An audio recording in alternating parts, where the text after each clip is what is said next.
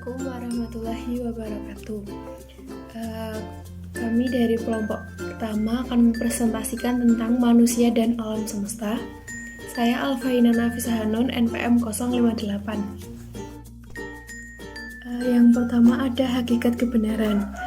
Hakikat kebenaran tidak cukup hanya dengan mengandalkan pendekatan ilmiah atau rasional saja, karena terdapat berbagai tingkat eksistensi alam dan tingkat eksistensi kesadaran. Selanjutnya ada E.F. Schumacher dalam Eko Wijaya 2002 itu ada 4 kebenaran besar. Yang pertama ada kebenaran tentang eksistensi, yang kedua ada kebenaran tentang alat atau tools, yang ketiga kebenaran tentang cara belajar tentang dunia, yang keempat yang dimaksud dengan hidup di dunia. Selanjutnya yang pertama tadi kebenaran hakikat tentang eksistensi alam semesta. Nah, di sini tuh ada 4 tingkat eksistensi. Yang pertama ada benda, yang kedua ada tumbuhan, yang ketiga ada hewan, yang keempat ada manusia. Nah, yang membedakan adalah unsur dari kesadaran tingkat eksistensinya masing-masing. Yang selanjutnya, yang kedua itu adalah ketepatan penggunaan alat atau tools yang dipakai untuk memahami keempat eksistensi tadi. Contohnya, pendekatan rasio itu paling tepat untuk memahami benda, tetapi pendekatan rasio itu kurang tepat jika digunakan dalam memahami pola kerja biologis, etika, spiritual, kesadaran. Selanjutnya yang ketiga ada kebenaran tentang cara belajar tentang dunia. Nah, kebenaran ini dapat diperoleh melalui proses pengetahuan yang dimaksud dengan hidup di dunia. Nah, di dunia itu akan dijumpai dengan 2 masalah, yaitu adalah masalah konvergen, yang kedua adalah masalah divergen. Masalah konvergen sesuatu yang dapat dipecahkan secara menyeluruh. Yang kedua, masalah divergen yaitu sesuatu yang berlawanan. Kemudian dari 2 masalah ini tentu tidak dapat dipecahkan dengan cara yang sama. Masing-masing memiliki cara pemecahannya yang berbeda-beda. Hakikat eksistensi. Hakikat eksistensi tadi ada 4, yaitu benda, tumbuhan, hewan, dan manusia. Nah, benda mati ini hanya memiliki unsur P. Kemudian tumbuhan, karena tumbuhan ini hidup, makanya dia memiliki unsur P plus X. Nah, untuk hewan karena dia itu memiliki hidup dan kesadaran, dia memiliki unsur P plus X plus Y. Untuk yang terakhir, manusia. Nah, manusia ini memiliki semua golongan, yaitu memiliki P plus X plus Y dan plus Z karena dia memiliki kesadaran akan spiritual. Nah, di sini ada tabel tingkat kesadaran alam semesta. Nah, tingkat kesadaran ini ada yang tampak dan ada yang tidak tampak. Di sini ada benda, molekul, atom, partikel, kuanta, dan alam energi. Nah, yang sebelahnya ada nasib, karakter, kebiasaan, tindakan, pikiran, dan perasaan. Maksud di sini adalah contohnya nasib seseorang itu dikategorikan sebagai sesuatu yang tampak, tapi perasaan seseorang ini dikategorikan sebagai sesuatu yang tidak tampak. Tindakan seseorang ini ditentukan oleh pikirannya, kemudian pikiran seseorang ini dipengaruhi oleh perasaan atau emosi yang ada di dalam diri seseorang. Kemudian dari sini dapat kita ketahui bahwa dari tingkat kematangan emosi atau perasaan seseorang itu akan mencerminkan juga tingkat kematangan kesadaran akan spiritual dari seseorang itu sendiri. Perkenalkan, nama saya Ika Nurain Faturrohmi, NPM 18133100069. Di sini saya akan menjelaskan mengenai hakikat manusia menurut MC David dan Harari dalam Jalaluddin Rahmat pada tahun 2001. Mereka mengelompokkan 4 teori psikologi terkait dengan konsepnya dengan manusia. Yang pertama ada psikoanalisis, yaitu manusia sebagai makhluk yang digerakkan oleh keinginan terpendam atau homovalensi. Tokoh-tokoh teori ini seperti Abraham, Bion, dan lainnya. Kemudian yang kedua ada behaviorisme, yaitu manusia sebagai makhluk yang digerakkan oleh lingkungan karena tindakan yang kita lakukan sepenuhnya dilakukan atau dibentuk oleh lingkungan, maka disebut dengan teori belajar. Di mana ketika manusia lahir belum memiliki warna mental dan akan memiliki warna ketika mendapatkan pengalaman dari lingkungannya. Tokoh dalam teori ini ada Miller, Dollar, dan lainnya. Kemudian yang ketiga ada kognitif.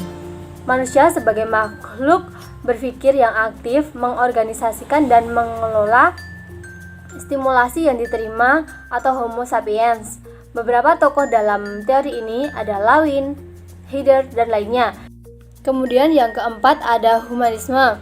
Manusia sebagai pelaku aktif dalam merumuskan strategi transaksional dengan lingkungannya. Teori ini menjelaskan hubungan manusia dengan manusia, bukan manusia dengan benda. Beberapa tokoh dalam teori ini ada Roger, Maslow, dan lain-lainnya. Di sini manusia sebagai makhluk ciptaan Tuhan yang memiliki eksistensi tertinggi karena memiliki unsur P, X, Z, dan Z. Kemudian menurut Steiner pada tahun 1999 melihat lapisan energi yang melekat pada tubuh manusia sebagai satu kesatuan. Steiner membagi menjadi 7 kelompok. Yang pertama ada badan fisik. Manusia memiliki lapisan yang sama dengan benda mati, tumbuhan, dan binatang. Yang kedua ada badan eterik, di mana unsur yang hidup, tumbuh, matang, berkembang, dan mati, seperti halnya pada manusia, hewan, tumbuhan, dan tidak dengan benda mati. Yang ketiga ada badan astral, di mana lapisannya memiliki nafsu, keinginan, merasakan senang dan sakit, seperti halnya pada manusia dan binatang.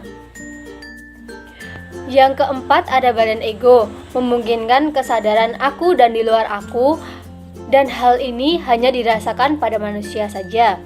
Yang keenam ada manas. Manas ini baru berbentuk sebagian. Dan yang keenam ada budi, potensi yang masih dikembangkan lebih lanjut, sama halnya dengan atma.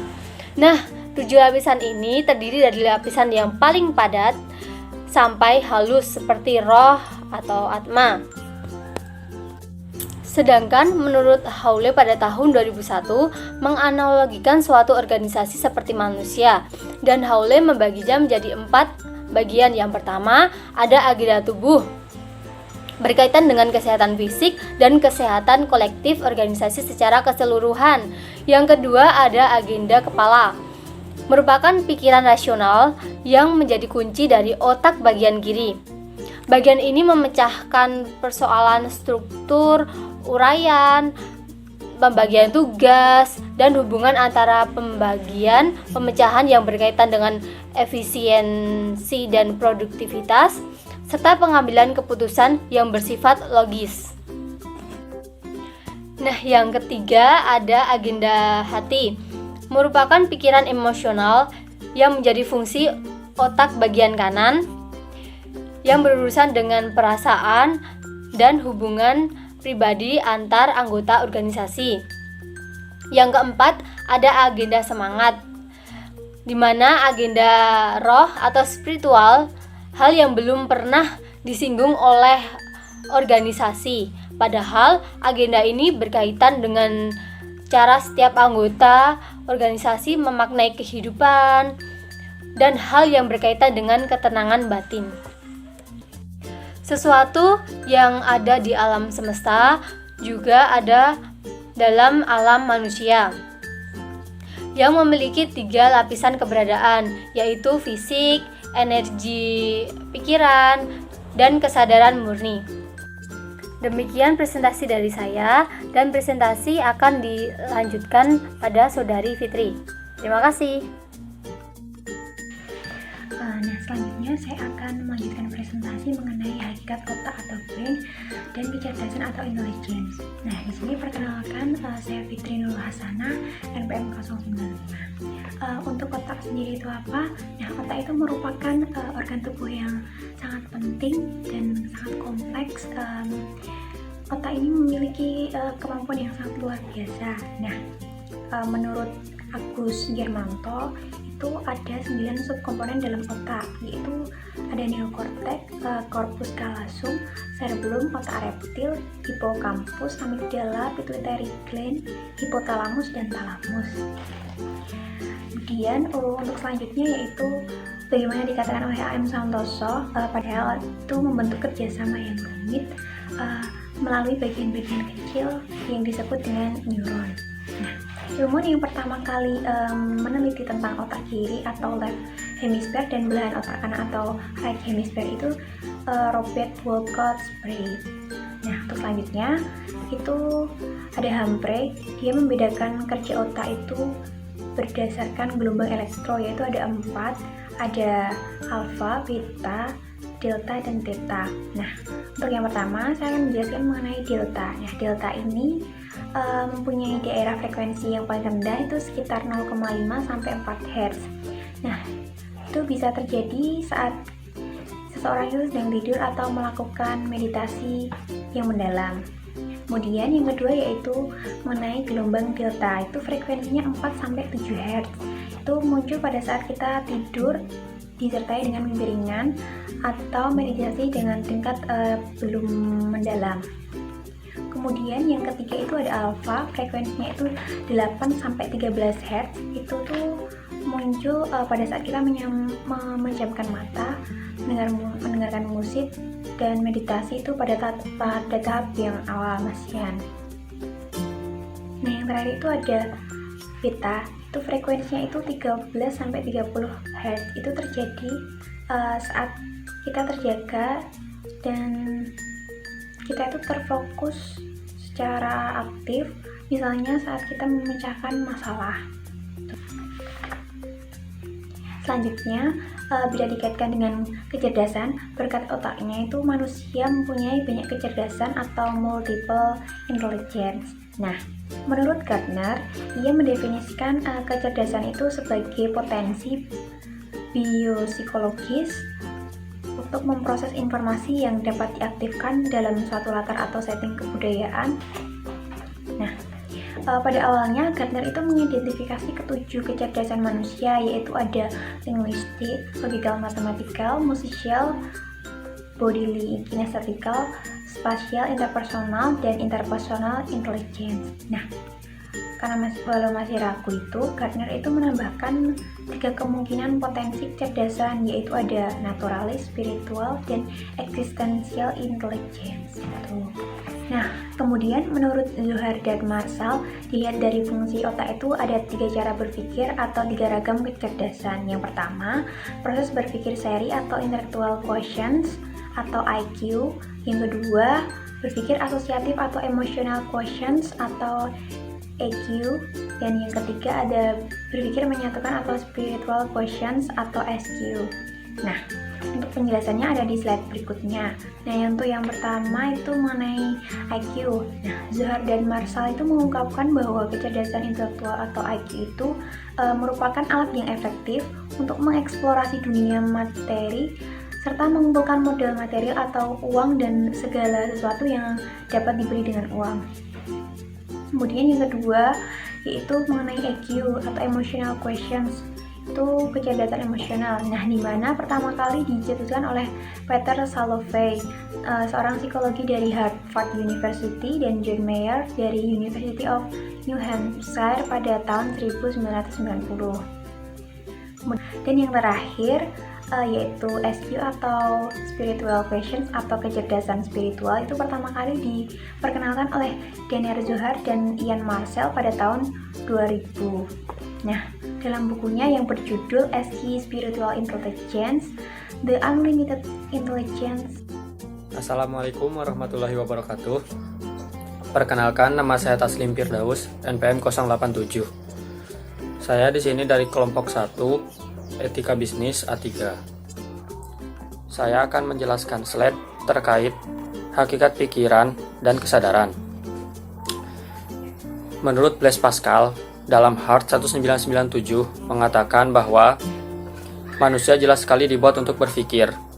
Di dalamnya terletak semua martabat dan kebajikannya. Dan seluruh kewajibannya yaitu berpikir sebagaimana seharusnya. Menurut pengertiannya sendiri, berpikir yaitu mengolah informasi ataupun memanipulasikan informasi untuk memenuhi kebutuhan ataupun untuk memberikan respon. Pikiran dapat menjadikan manusia kedepannya akan menjadi lebih baik ataupun malah sebaliknya. Menurut R.B. Sentanu 2007 mengatakan bahwa pikiran bukanlah suatu kemampuan tertinggi dari umat manusia, melainkan ada yang dinamakan kesadaran. Menurut Sigmund Freud dalam Zell dan Ziegler 1992 membedakan 3 lapisan kesadaran. Yang pertama ada lapisan sadar, yang kedua lapisan prasadar, dan yang ketiga ada lapisan tidak sadar. Yang pertama ada lapisan sadar, yaitu berhubungan dengan dunia luar dalam wujud sensasi dan berbagai pengalaman yang disadari setiap saat. Untuk yang kedua yaitu ada lapisan prasadar, atau sering disebut juga sebagai memori ataupun ingatan yang tersedia menyangkut pengalaman-pengalaman yang tidak disadari pada saat pengalaman tersebut terjadi atau pada saat kejadian tersebut terjadi. Yang ketiga ada lapisan tidak sadar. Ini merupakan lapisan terdalam dalam pikiran manusia. Menurut Krishna 1999 mengatakan bahwa 5 lapisan kesadaran atau 5 lapisan utama. Yang pertama ada lapisan kesadaran fisik. Lapisan kesadaran fisik ini ditentukan oleh makanan. Yang kedua ada lapisan kesadaran psikis yang didasarkan pada energi dari udara yang disalurkan melalui pernapasan. Yang ketiga ada lapisan kesadaran pikiran. Lapisan kesadaran pikiran ini merupakan kesadaran pikiran yang rasional dan juga emosional. Yang keempat ada lapisan kesadaran intelijensia. Lapisan kesadaran intelijensia ini merupakan lapisan kesadaran yang berkaitan dengan hati nurani dan juga budi pekerti. Dan yang kelima yaitu ada lapisan kesadaran murni yang merupakan hasil lahir dari pemekaran kepribadian manusia. Lapisan kesadaran ini juga merupakan lapisan tertinggi yang dapat dicapai oleh umat manusia. Oke, halo teman-teman semuanya. Perkenalkan, nama saya Adi Putranto, NPM 142. Di sini saya akan melanjutkan presentasi yang telah dilakukan oleh rekan-rekan saya sebelumnya mengenai mata kuliah etika bisnis dan juga dalam materi manusia dan alam semesta. Dimohon untuk teman-teman untuk tetap semangat ya teman-teman untuk mengikuti tayangan ini karena masih ada beberapa materi dan beberapa pembahasan yang harus kami sampaikan kepada teman-teman. Oke, tanpa membuang-buang waktu, kita akan lanjut ke materi yang pertama. Nah, sekarang kita masuk ke pembahasan tujuan dan makna kehidupan. Siapapun di sini pasti sependapat dan tidak ada yang membantah bahwa tujuan hidup umat manusia adalah untuk memperoleh kebahagiaan. Bahkan Bapak Jalaluddin Rahmat mengatakan bahwa secara agama, filsafat dan ilmu pengetahuan, orang harus memilih untuk hidup bahagia. Nah, di sini yang menjadi pokok pembicaraan kita itu adalah kebahagiaan itu apa dan juga untuk siapa kebahagiaan itu. Karena kita tidak bisa menilai kebahagiaan itu hanya dengan satu makna saja. Karena setiap individu itu memiliki tingkat dan standar kebahagiaannya masing-masing. Tetapi menurut Bapak Sutrisna, itu kesadaran itu dipengaruhi oleh kebahagiaan itu dipengaruhi oleh tingkat kesadaran manusia.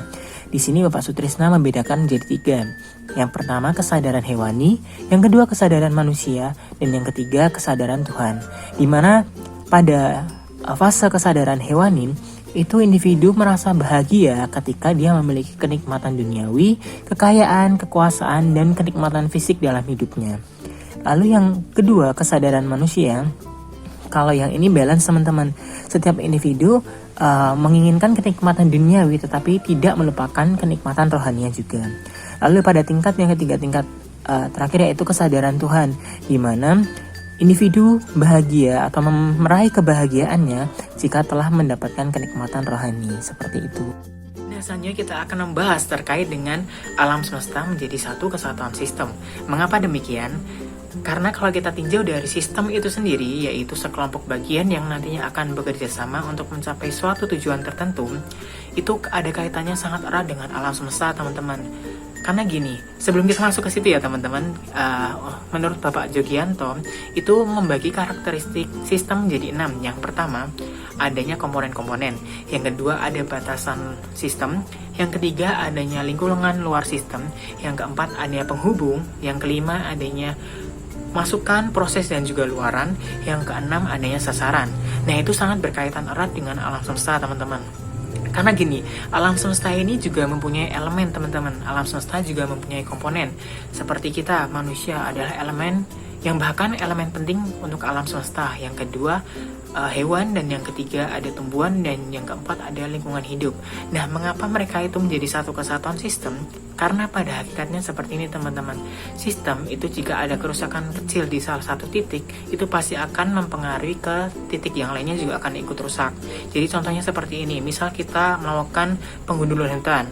Penggundulan hutan itu sendiri nanti dampaknya apa? Dampaknya akan ke hewan-hewan. Hewan-hewan juga akan kehilangan tempat tinggalnya, dan tumbuhan-tumbuhan juga tidak akan bisa hidup di sana. Jadi seperti itu, teman-teman, itu menjadi satu kesatuan. Karena juga elemen-elemen yang ada di alam semesta ini harus saling menjaga, saling merawat, saling mendukung satu sama lain untuk terwujudnya tujuan alam semesta ini menjadi sebuah ekosistem yang baik bagi seluruh makhluk hidup yang ada di dunia ini. Seperti itu, teman-teman. Jadi kita harus saling menjaga, saling merawat satu sama lain.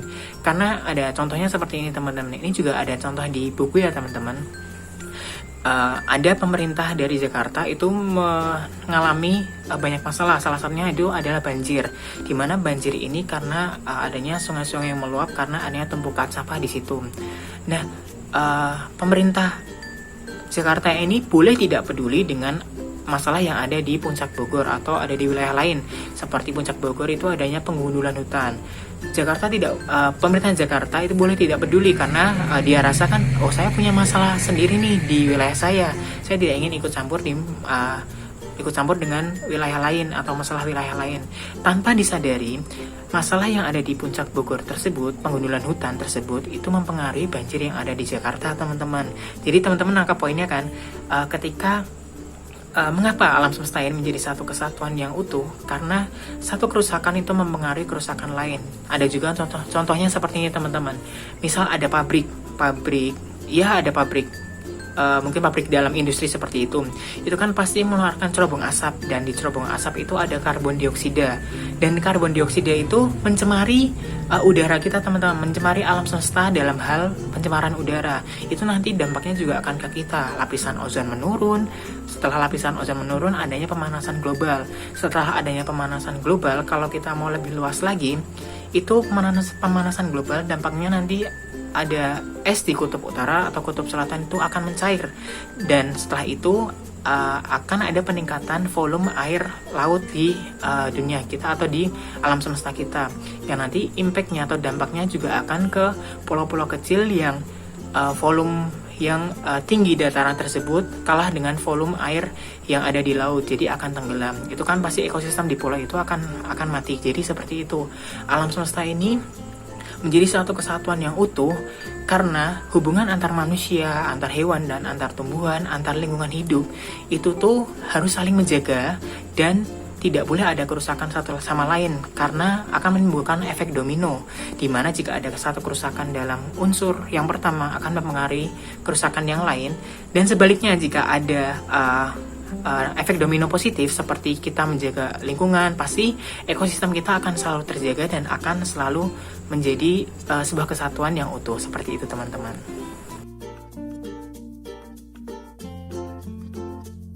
Kita akan lanjut ke pembahasan kita yang berikutnya, yaitu spiritualitas dan etika. Apa itu spiritualitas dan apa itu etika akan kita bahas di sini. Yang pertama, untuk etika itu sendiri. Etika adalah kebiasaan atau perilaku seseorang atau individu kepada individu lainnya atau bersifat secara horizontal. Untuk spiritualitas itu sendiri adalah perilaku atau kebiasaan atau hubungan individu terhadap Tuhannya masing-masing atau yang bersifat vertikal. Dan di sini masih banyak orang yang membedakan atau memberatkan salah satu dari kedua unsur tersebut. Padahal kedua unsur tersebut itu harus berjalan seiringan, teman-teman. Karena jika kita memiliki kode etik yang baik, kode etik sesama manusia yang baik, tapi kita tidak memiliki kode etik dalam tanda kutip kepada Tuhan kita masing-masing, kita masih belum bisa merepresentasikan diri kita itu memiliki kode etik yang baik. Tetapi jika kita sudah memiliki tingkat kesadaran spiritualitas, artinya kita tingkat kesadaran kita, hubungan kita dengan Tuhan kita masing-masing itu sudah baik, itu pasti akan bisa merepresentasikan diri kita itu memiliki kode etik yang baik. Kenapa? Karena hubungan dengan Tuhannya saja sudah baik, apalagi dengan manusia-manusia yang atau individu-individu lain yang ada di sekitarnya dia, seperti itu. Jadi spiritualitas dan kode etik harus berjalan bersamaan, tidak bisa diberatkan salah satunya. Oke teman-teman, setelah kita membahas banyak sekali hal terkait manusia dan alam semesta dalam mata kuliah etika bisnis ini, teman-teman pasti sekarang berpikiran toh, ada nggak sih sebenarnya kasus dalam kehidupan nyata yang melanggar etika bisnis?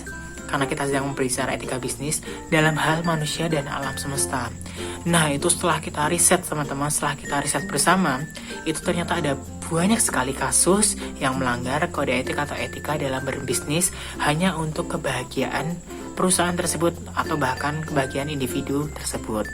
Nah, maka dari itu, karena banyak sekali kasus terkait dengan pelanggaran kode etik dalam hal ini manusia dan alam semesta, kami ingin membawakan salah satu kasus dari PT RPPI atau PT Rencong Pulp and Paper Industry yang bergerak di bidang HTI dengan judul kasus beroperasi di masa COVID-19, RPPI tambah derita warga akibat pengundulan hutan yang memperparah banjir.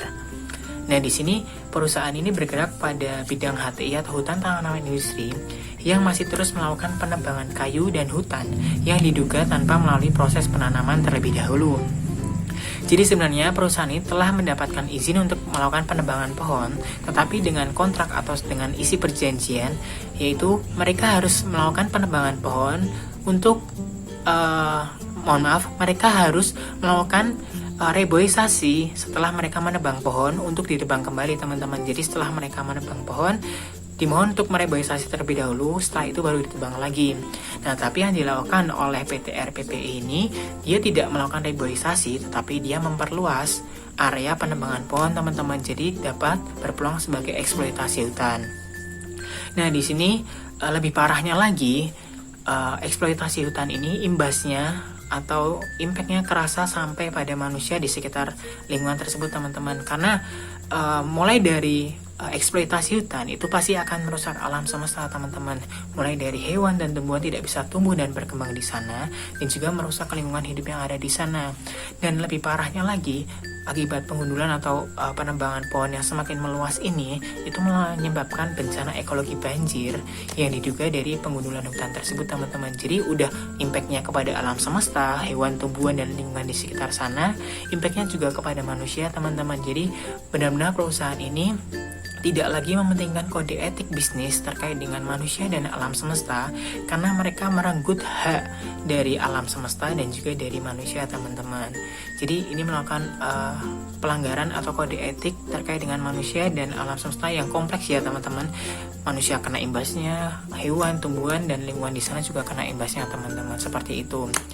Nah, jadi untuk pesan kami sebagai selaku presenter, jika ingin melakukan bisnis itu silahkan saja, karena bisnis kan pasti ingin memaksimalkan laba tujuannya, teman-teman.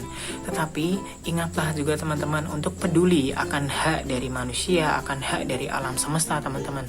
Karena seluruh perilaku yang dibuat atau yang diproses atau yang dikeluarkan oleh industri ketika ia merusak salah satu alam semesta, itu pasti akan berimbas kepada unsur-unsur yang lain, teman-teman, seperti yang sudah saya sampaikan di awal tadi. Jadi dimohon untuk pelaku bisnis, perusahaan untuk mempedulikan dan tidak mengambil hak manusia dan alam semesta yang ada di sekitar area industri, teman-teman. Karena pelanggaran kode etik ini nantinya akan berimbas juga kepada manusia, teman-teman. Dimulai oleh manusia, ketika itu baik, manusia akan mendapatkan impact baiknya, tapi ketika itu negatif, manusia pasti akan mendapatkan impact negatifnya juga teman-teman. Karena alam itu akan menghargai manusia ketika manusia itu menghargai alam teman-teman. Jadi seperti itu. Mungkin itu saja yang dapat kami sampaikan dari tayangan atau presentasi pada hari ini. Kurang lebihnya kami mohon maaf jika ada perkataan kata yang dirasa kurang tepat untuk teman-teman. Kami juga mohon maaf yang sebesar.